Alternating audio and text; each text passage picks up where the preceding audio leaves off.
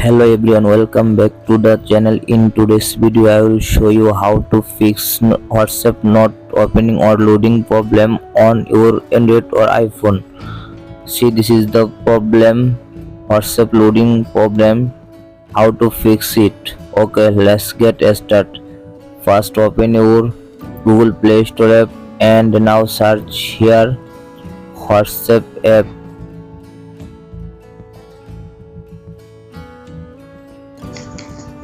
Click on the WhatsApp and check update your WhatsApp. My WhatsApp app already updated. Okay, back and second step, go to your phone settings and scroll down and click on the apps icon and now search here WhatsApp app and click on the WhatsApp app and scroll down.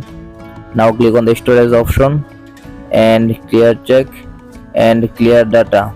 Okay, back and click on the permission option and allow all permission, all locks allow, camera, contacts, location, microphone, music and audio, nearby device, notification, phone, photos and videos, SMS, allow all permission. Okay, back and third step, now restart your phone and reopen it again your phone and go to your WhatsApp app and click on the WhatsApp.